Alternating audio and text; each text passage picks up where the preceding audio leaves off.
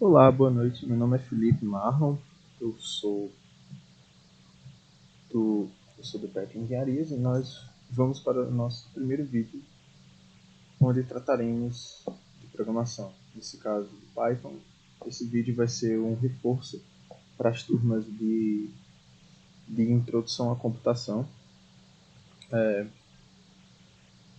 especialmente dessa turma, mas também das futuras turmas. E também para quem quer aprender um pouco de Python e programação. Nós vamos responder as questões da lista que o professor passou, e nós vamos aprender um pouco mais sobre estruturas de repetições e estruturas condicionais e comparativas. No notebook, posso renomear ele aqui, chamar de aula de reforço.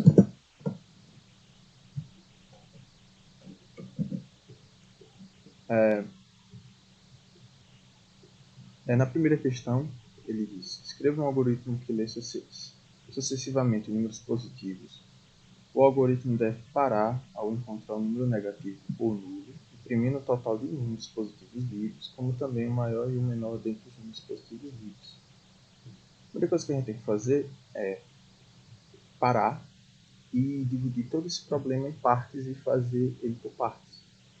Primeiro, vamos criar uma estrutura de repetição que vai receber um input e que, ao receber um número negativo ou nulo, ele vai parar, certo?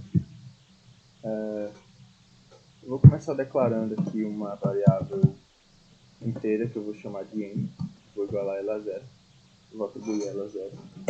Eu vou criar um loop infinito com while, e vou botar true como parâmetro e faço um loop infinito. Ou você pode também colocar algo muito trivial, né? While 1 maior que 0. Ele vai ser sempre infinito. Eu gosto de trabalhar com esse booleano. E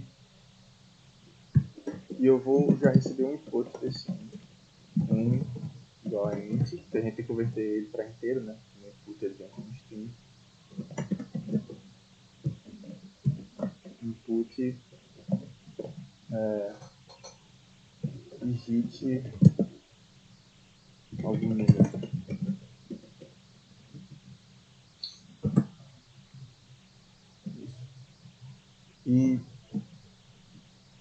E agora a gente pode criar uma estrutura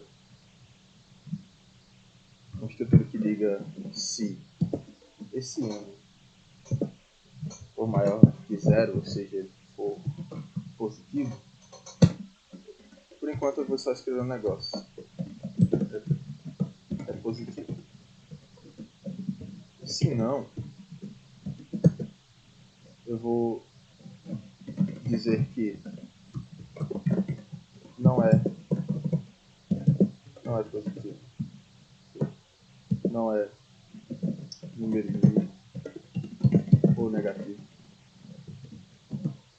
E vou usar o comando break para ele parar o loop. Vamos testar para ver se está funcionando.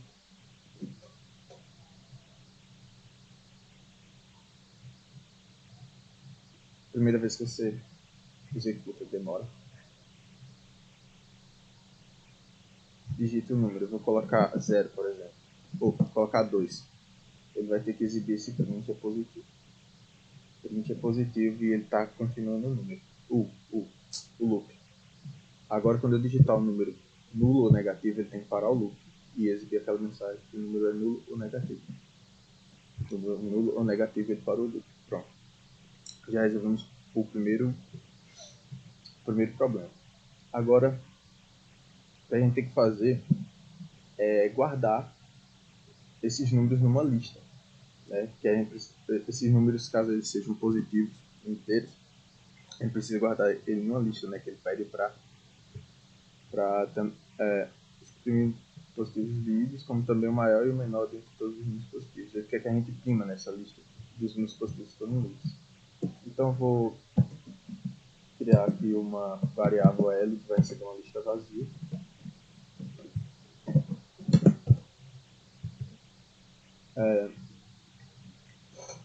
E aqui, caso esse número seja positivo, eu vou dizer L.append. Eu quero que ele insira nessa lista o nosso N, que é o número que ele digitou. E ele vai inserir na nossa lista esse N. Vamos ver se ele já faz isso. Vamos ver se ele já salva em print esse N. Então, vamos dizer print L.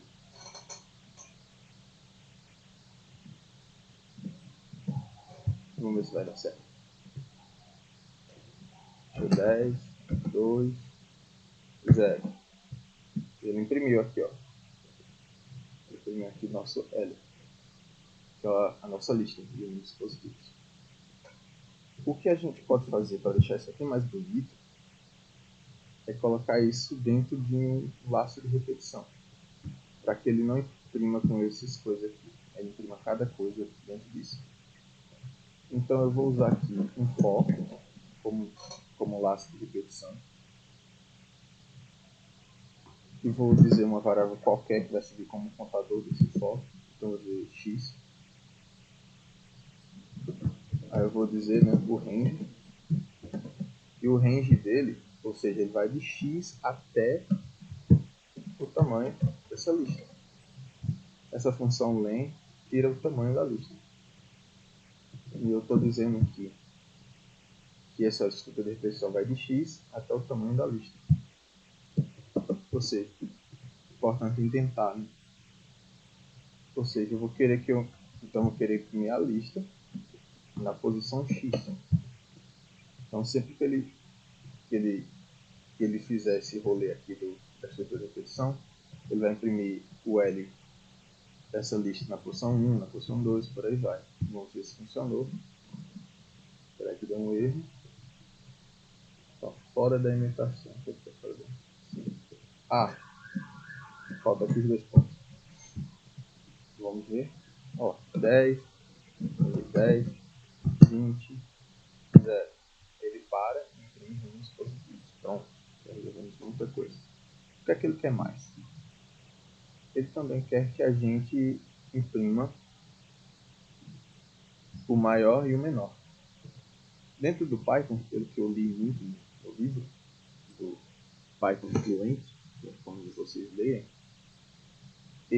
o Python já tem uma função própria para isso, assim como todas essas funções else e while são funções próprias do Python. Ele tem uma função própria em que ele tira o número máximo e o número mínimo de uma lista. Então eu vou criar uma variável chamada maior, que vai receber essa função max, que é o que vai tirar o número maior, e vou indicar a lista, que é a L. A mesma coisa eu vou fazer aqui para o número menor. Eu vou trocar o número da variável, vou dizer menor, e aqui em vez de max, vou dizer min. Ok. Isso aqui tem que ser fora da estrutura de repetição, tá? Senão ele vai ficar repetindo isso.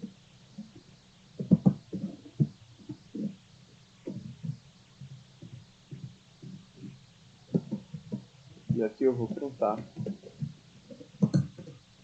uma f-string, você pode usar forma e você pode usar como o professor ensinando nas aulas, que eu vou imprimir o maior aspas maior. Vou printar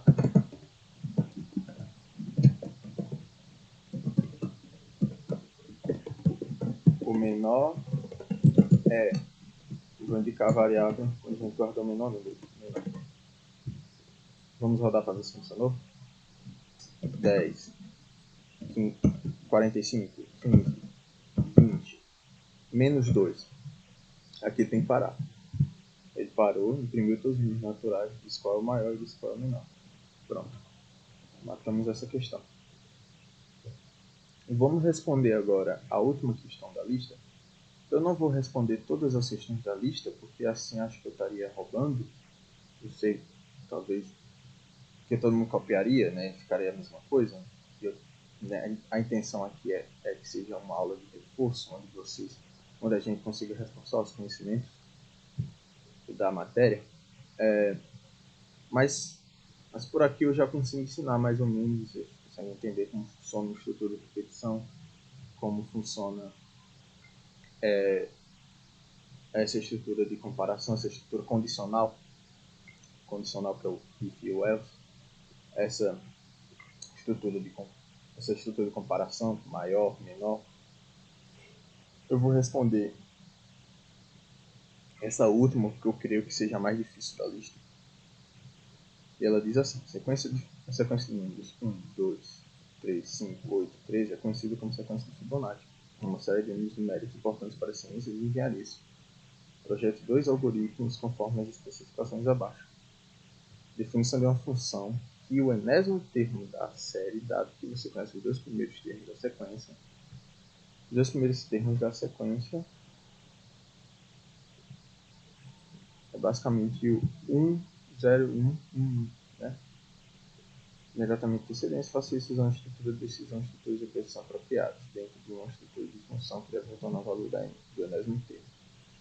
Então, a sequência Fibonacci funciona assim: 0, primeiro e o segundo termo, na verdade, é 0 e 1. Ele não colocou, né? Mas é 0, depois vai ser 1, depois vai ser 1 de novo, depois vai ser 2 mais 1, que é 3, 3 mais 2, 5, 5 mais 3, 8, 8 mais 5, 13, 13 mais 8, 21, por aí vai.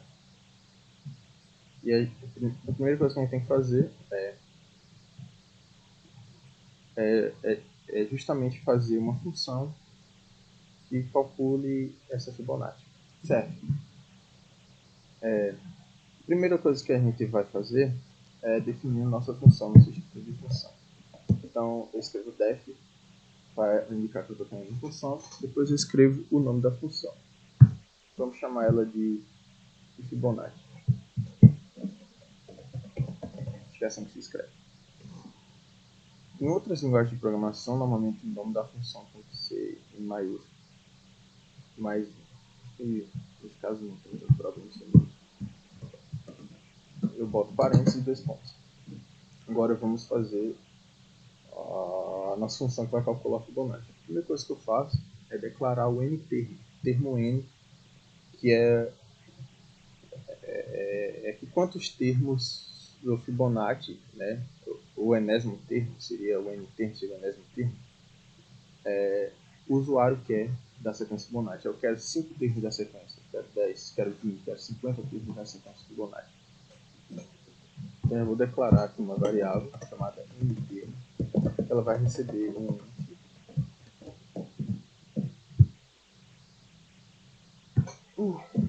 que é a função que converte o input de string para inteiro. Vou dizer, digite o termo em termo da sequência.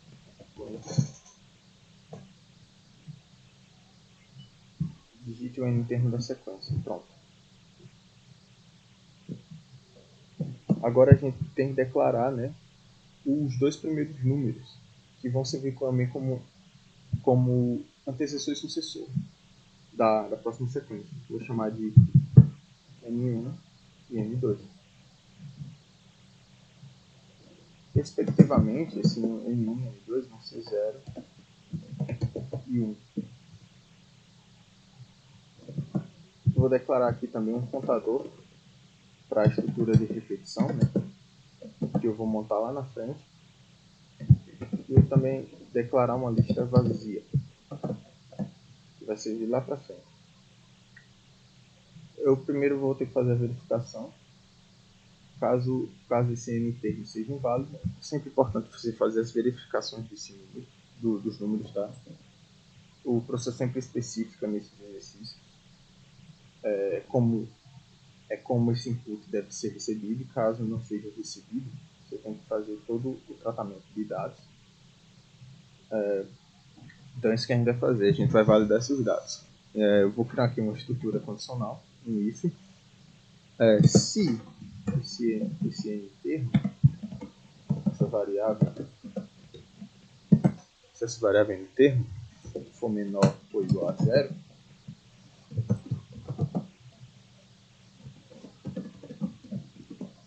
eu vou dizer que número dado é inválido, algo assim. testar para ver se isso... lembrando, ele não vai exibir nada, porque eu tenho que executar aqui a minha função, tá? Agora vai dar certo. O n termo, vamos escrever 0.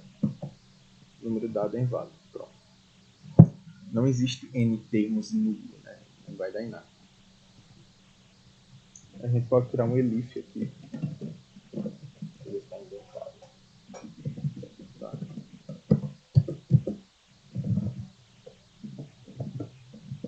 Ok. Aí vai criar um elif, né? E se não, se o n foi exatamente igual a 1, o que é que ele vai fazer? Quanto é o único termo da sequência Fibonacci? O único termo da sequência Fibonacci é ele mesmo, é 1, né?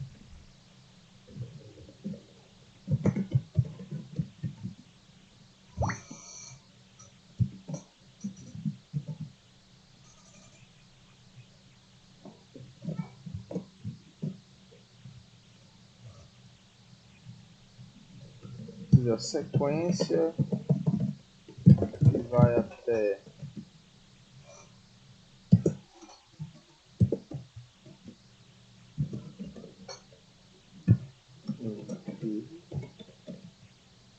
não posso me esquecer desse F aqui.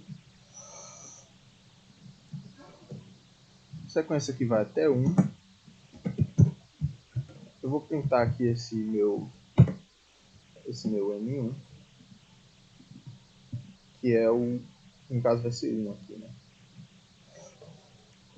Eu vou criar uma outra estrutura de... a gente tem que fazer e testar, né? Vamos testar essa possibilidade, vamos dizer 1 aqui. A sequência vai até 1 é 0, né? Agora vamos criar uma outra estrutura condicional, que agora como a gente já fez as duas validações, agora a gente só vai receber números maior que 1, né? Então agora a gente vai ter que fazer a sequência Fibonacci de fato. Eu vou criar aqui um for, uma estrutura de repetição, que vai do contador, que é 0, que eu declarei lá em cima, até em range, e vai até n termo. Ou seja, contador, essa estrutura vai até de 0 até quantos termos eu digitei aqui. Falta aqui os 2 pontinhos.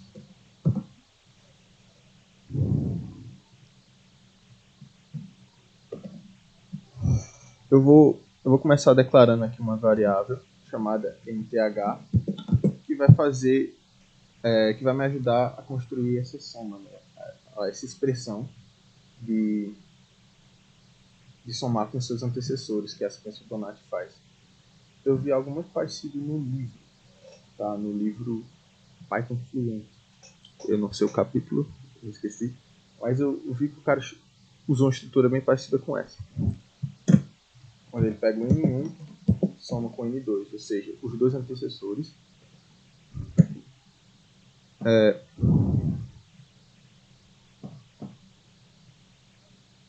Depois eu vou criar aqui aí depois eu vou dizer que o N1 é igual ao N2. Depois eu vou dizer que o N2 é igual ao MTH. E ele vai ficar nessa sequência lógica até o N termo. E eu tenho que somar o contador, é igual a contador mais 1. Para ele ir somando a cada ciclo desse. Vamos ver se vai dar certo. Vamos imprimir aqui.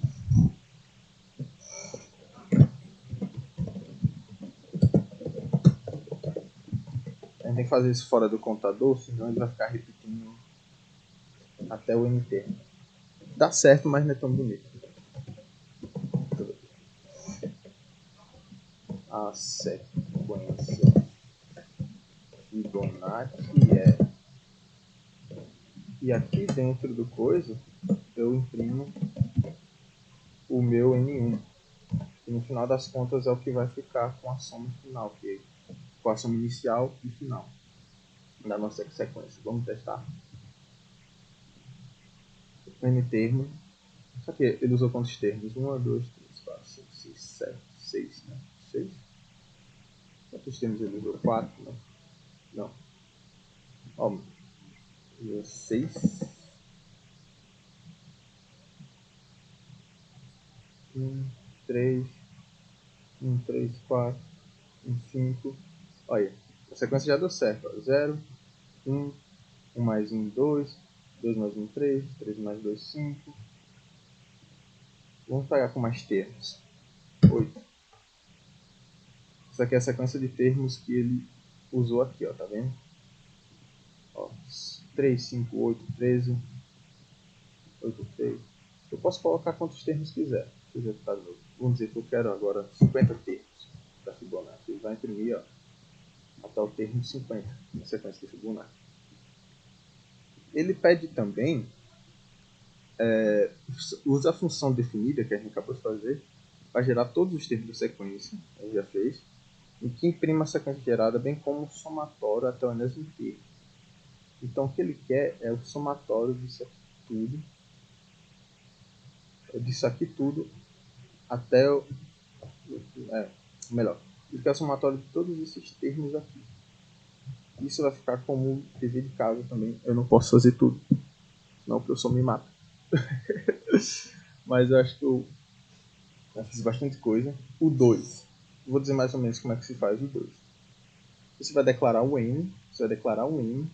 Você vai ter que fazer. Você vai ter que fazer uma verificação. Que nem a gente faz aqui, ó. E dizer. E não deixar passar caso o N recebido seja menor do que N. Depois de fazer essa verificação, o que você vai fazer? Vou mostrar mais ou menos o que vocês têm que fazer.